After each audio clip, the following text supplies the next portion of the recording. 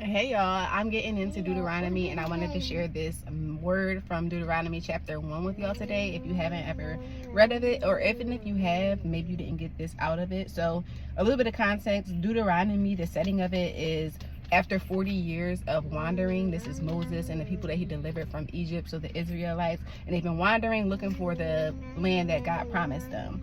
And the purpose of this chapter, this book Deuteronomy, is because it's a call for the nation of Israel to renew their covenant with God so that the quest can be successful. And it's also a reminder that the law of one generation will then transform and keep on going to the next generations as well, and be binding to them as well. So God is talking to the Israelite people who left the desert due to their unbelief, and their children who will inhabit the land that God promised them. And the main theme of this is obedience to God, and what happens when we let fear and unbelief settle into our hearts and we no longer operate in obedience with God.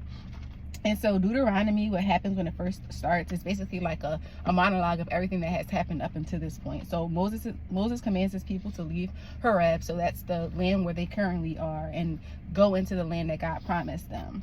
And they appoint different leaders of the people, because now the nation of Israel has multiplied, and Moses is like, I can't lead you all on my own. So he has them self-select different leaders and appoint them and create like judicial systems that will then guide them into the next chapter of their lives.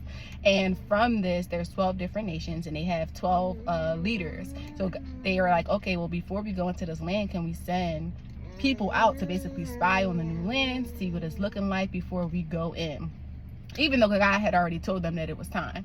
So they do that, and Moses lets them select 12 leaders, and they go in and they see that the land is good land. However, the land is occupied by these group of people called like the Amorites. I might be saying that wrong, but they're like really tall people in like this really big city, and they're afraid of them, and they know that they can't defeat them. But God is telling them to go at this point, but their fear tells them no. So in Deuteronomy 1:26 it says, "But you were unwilling to go. You rebelled against the command of the Lord. Where can we go? Our brothers made our hearts melt in fear. They say the people are stronger and taller than we are. The cities are large with walls up to the sky. We even saw the Anakites there." There you go, the Anakites there.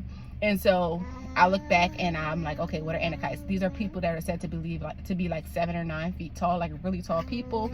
And God knows that they're there. The people realized that they were there, and even though God told them to go, they're now afraid because these Anakites are there. And Moses responds, "Then I said to you, don't be terrified. Do not be afraid of them. The Lord your God, who is going before you, will fight for you, as he did for you in Egypt, before your very eyes, and in the wilderness. There you saw how the Lord your God carried you, and as your father carries his son, all the way until you went up to this place that you've reached." And even though Moses is telling them not to be afraid, to remember all that God has already carried them through, they're still afraid, and they're like, listen, we're not going, despite all of this. And God becomes angry, so he denies Moses and his people access to this new land. So he says, you know what, if y'all want to be afraid, that's fine, but your children don't have anything to do with this fear. So the kids can still go.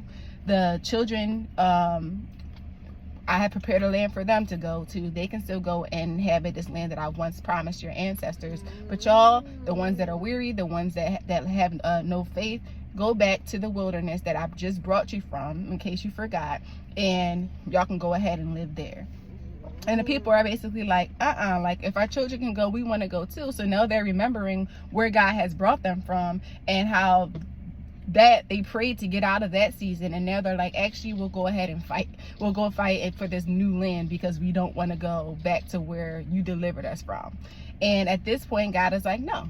He's like, I told you to go. When I told you to go, you said no, because you were in fear of all the things, despite me telling you not to be afraid, me telling you that I'm going to go before you, that I'm going to pave the way. But you let your eyes and your heart settle on your enemy and the fears and tactics of your enemy, and not the trust in my plan and having true faith.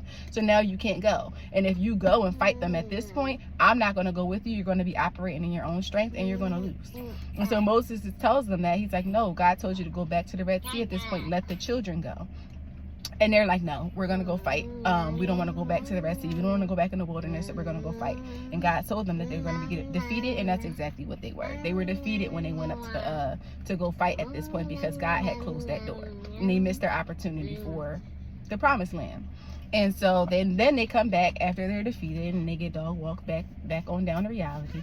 And God has turned a deaf ear to them at this point, because God is like, I told you that I wasn't going to bless it. I told you that you needed to pay for the consequences of your unbelief and go back to the Red Sea. I told you to let the children go, but since you went up and tried to fight your way in, and I was not with you, you lost, and I basically don't want to hear it. And so this just made me think about a lot. Honestly, it makes me think about how fear and unbelief can take root and deny us and delay us from God's promises.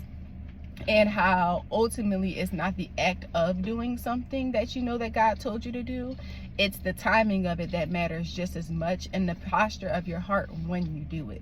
Because if the Israelites would have went when God told them to go, despite the fear of losing the battle, they would be in the promised land at this point.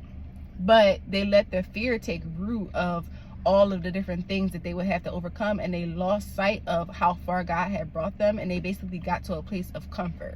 And so God put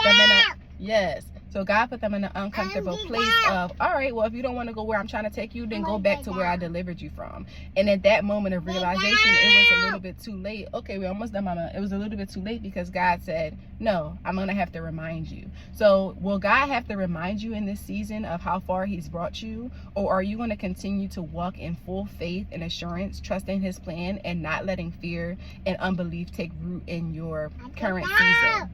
Because God has already went before you. He's already paved the way. He sees the size of your enemies, but they are already defeated only because you trust him, only because you believe in God, and only because you are walking in spite of that fear. Because remember, faith is not the absence of fear. It's whether or not you push through and trust God in spite of it.